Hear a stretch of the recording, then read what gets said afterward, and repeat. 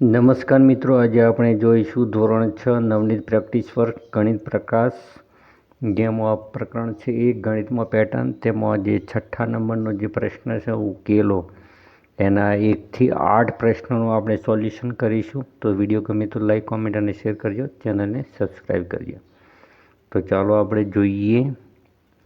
અહીંયા ઉકેલો 6થા નંબરનો જે પ્રશ્ન છે એના કુલ 1 થી 8 પ્રશ્નોનું આપણે સોલ્યુશન કરીશું. તો તમને વિડીયો ગમે તો લાઈક, કોમેન્ટ અને શેર કરજો, તેમજ ચેનલને સબસ્ક્રાઈબ કરજો. તો પહેલા નંબરનો પ્રશ્ન આપણે જોઈશું.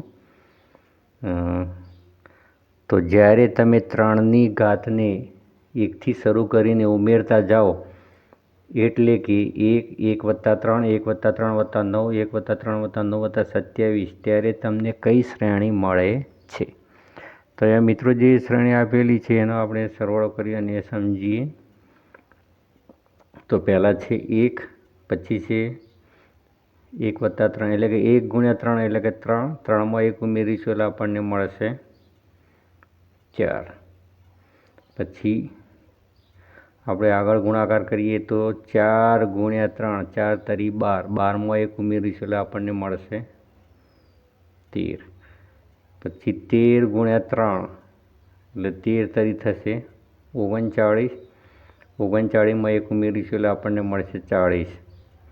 પછી 40 × 3 એટલે 120 થશે, 120માં આપણે 1 ઉમેરીશું એટલે આપણને મળશે 121. તો આ 3ની ઘાતને આપણે જ્યારે 1થી શરૂ કરીને ઉમેરતા જઈએ છીએ ત્યારે 4, 13, 40, 121 શ્રેણી મળે છે. તો આ રીતે શ્રેણી મેળવી શકાય: 1, 4, 13, 40, 121. તો અહીંયા 3 વડે ગુણવામાં આવેલું છે. દરેક પદને 3, 3, 3, 3 વડે ગુણવામાં આવેલું છે. બીજું જોઈએ. બીજા નંબરમાં જોઈએ તો એક રંગોળીમાં ફૂલોને 2, 4, 6, 8ના હરોળમાં ગોઠવેલ છે. તો 8મી હરોળમાં કેટલા ફૂલો હશે? તો મિત્રો અહીંયા આપણે જોઈએ તો 1ને આપણે 2 વડે ગુણીશું એટલે કેટલા મળે છે? 2. એટલે કે 2 એકા 2. પહેલી હરોળ આપણે જોઈએ તો પહેલી હરોળમાં 2 છે, બીજી હરોળમાં 4 છે. એટલે કે 2 દુ 4, 2 એકા 2. પછી બીજી હરોળમાં 2 × 2. પછી ત્રીજી હરોળમાં હશે 2 × 3 એટલે 2 તરી 6. ચોથી હરોળમાં 2 × 4 એટલે થશે 8. હવે આપણે 5મી હરોળમાં જોઈએ તો 2 × 5 બરાબર થશે 10.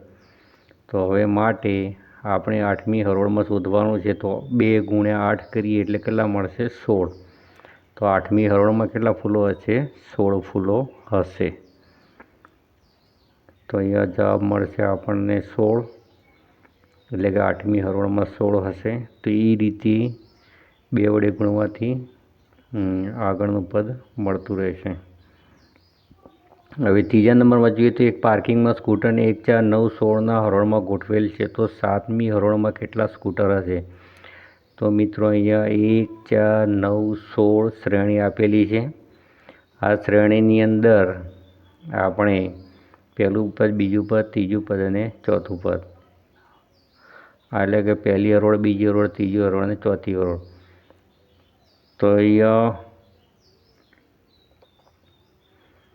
ચોથી હરોળમાં હશે 16 એટલે કે ચોકું 16 થશે. તો 5મી હરોળમાં કેટલા થશે? 5મીની આપણે ડાયરેક્ટ 7મી શોધીએ તો 7મી હરોળમાં કેટલા હશે? તો સીધીઓ 49. કેમ કે જે હરોળ છે તેને એની એ સંખ્યા વડે ગુણવાથી આ પદ મળે છે. તો ચોથી હરોળમાં ચોકું 16, ત્રીજી હરોળમાં 3 તરી 9, બીજી હરોળમાં 2 × 2, એ રીતે. હવે ચોથા નંબરનો દાખલો જોઈએ તો એક બોર્ડ ગેમમાં દરેક સાચા જવાબ માટે 6 પોઈન્ટ ઉમેરવામાં આવે છે. એટલે કે 6, 12, 18. તો 8મા સાચા જવાબ પછી કેટલા પોઈન્ટ મળે? તો એ 6ના ગુણાકારમાં ચાલે છે શ્રેણી. એટલે કે 6, 12, 18 પછી ડેશ ડેશ ડેશ. હવે 8મા નંબરનો આપણે જવાબ શોધવાનો છે.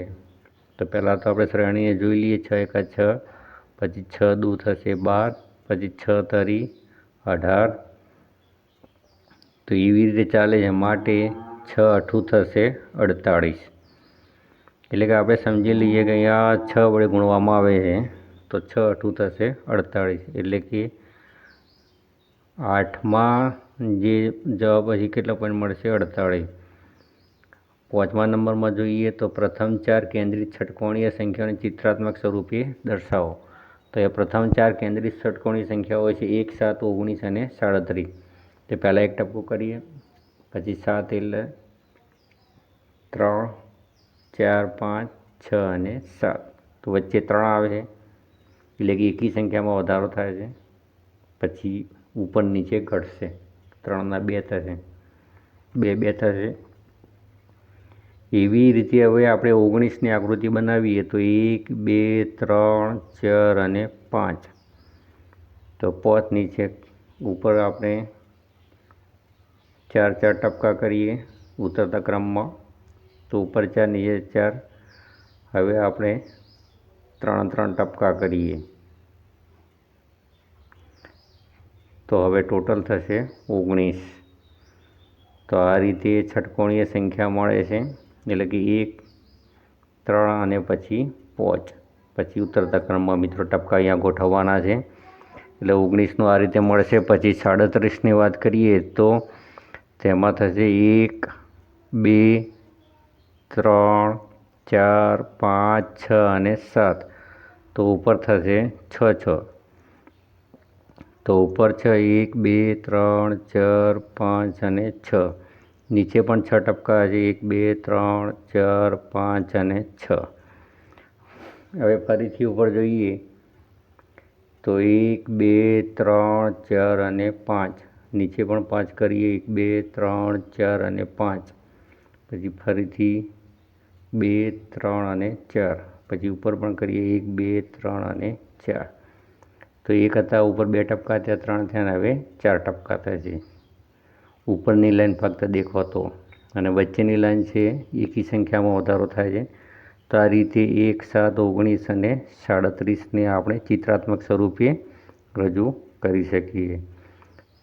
વચ્ચેની લાઈનમાં 1, 3, 5 અને 7 અને પછી ઉતરતા ક્રમમાં.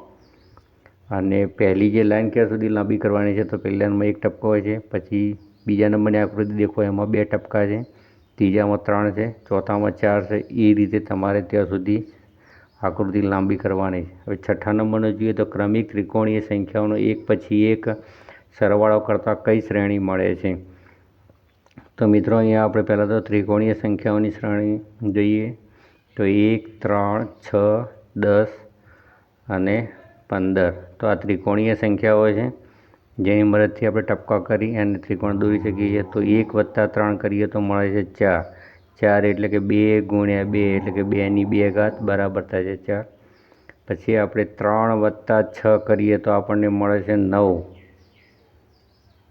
9 એટલે કે 3 તરી 9 થશે. 9 એટલે કે 3 તરી 9 એટલે કે 3ની 2 ઘાત થશે. એવી રીતે આપણે 6 અને 10નો સરવાળો કરીએ તો 6 + 10 બરાબર થશે 16. 16 એટલે ચોકું 16 થશે, એટલે કે 4ની 2 ઘાત થશે. એવી જ રીતે 10 ને 15નો હવે સરવાળો કરીએ તો 10 ને 15 થશે 25. એટલે કે 5 × 5 એટલે કે 5ની 2 ઘાત, પછી 25. તો અહીંયા 2ની 2 ઘાત, 3ની 2 ઘાત, 4ની 2 ઘાત, 5ની 2 ઘાત.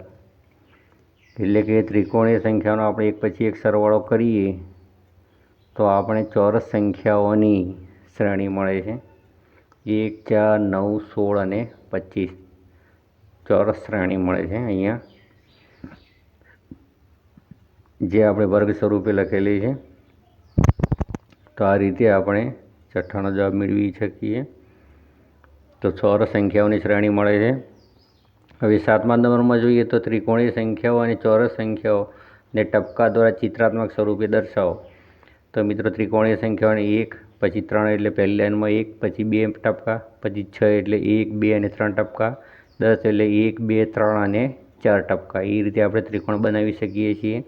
ચોરસમાં શ્રેણી છે 1, 4, 9, 16. તો 1 પછી 4 ટપકા એટલે 2, 2, 9 ટપકા એટલે 3, 3 દૂ 6 અને 3 તરી 9. એ રીતે આપણે ટપકા ગોઠવી અને ચોરસ બનાવી શકીએ. 16 એટલે ચોકું 16 એટલે 4 4ની 4 લાઈનો હશે, 4 4 દૂ 8 હવે 4 તરી 12 અને પછી ચોકું ચોકું 16, એટલે કે ચોકું ચોકું 16 એટલે કે 4 4 4 4.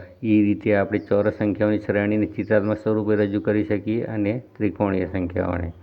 તો એ બિલકુલ સરળ જ છે. ત્રિકોણીય સંખ્યાઓ અને ચોરસ સંખ્યાઓને શ્રેણી સ્વરૂપે રજૂ આ રીતે કરી શકીએ છીએ. તો અહીંયા 2 × 2, 3 × 3 અને 4 × 4 એ રીતે આપણે દર્શાવી શકીએ. તો આ ત્રિકોણીય સંખ્યાઓ અને ચોરસ સંખ્યાઓની શ્રેણી હતી. હવે 6થા નંબરનો દાખલો જોઈએ. તો ષટકોણનો ઉપયોગ કરીને પેટર્ન બનાવવાની છે. તો ષટકોણ રિંગ બનાવવા માટે 6 બિંદુઓ ઉમેરવામાં આવે છે. બીજી રિંગ બનાવવા માટે વધુ 12 બિંદુઓ ઉમેરવામાં આવે છે. તો ચોથા પગલામાં કુલ કેટલા બિંદુઓ હશે? આ પેટર્ન ચાલુ રાખવામાં પાંચમા પગલામાં કુલ કેટલા બિંદુઓ ઉમેરા છે? તો મિત્રો હવે 8મા નંબરનો પ્રશ્ન જોઈએ. તો મિત્રો અહીંયા ષટકોણી પેટર્નમાં ચોથા પગલામાં કુલ કેટલા બિંદુઓ હશે?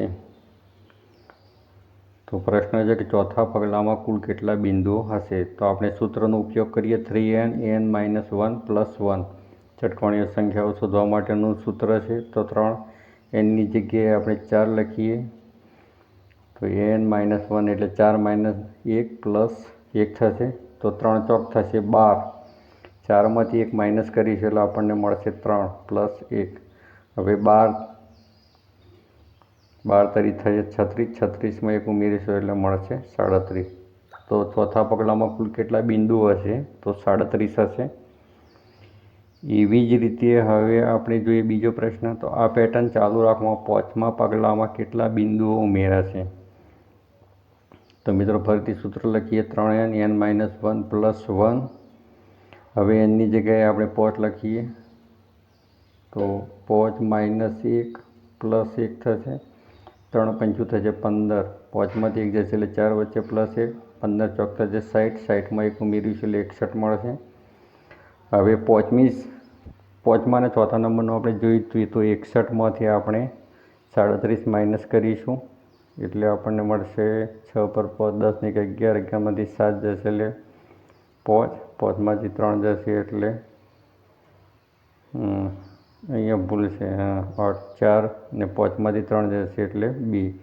એટલે કે પાંચમાં કેટલા બિંદુઓ ઉમેર્યા છે? 24. એટલે કે 37માં આપણે 24 ઉમેરીશું એટલે આપણને મળશે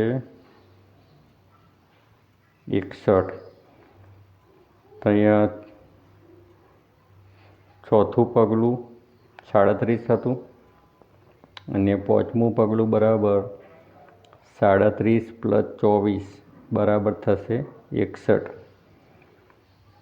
તો આ રીતે આપણે પેટર્ન ચાલુ રાખવામાં પાંચમા પગલામાં કેટલા બિંદુઓ ઉમેર્યા છે? તો 24 બિંદુઓ ઉમેર્યા છે. તો આ બીજા નંબરનો પ્રશ્ન હતો. વિડીયો ગમે તો લાઈક, કોમેન્ટ અને શેર કરજો. Thank you.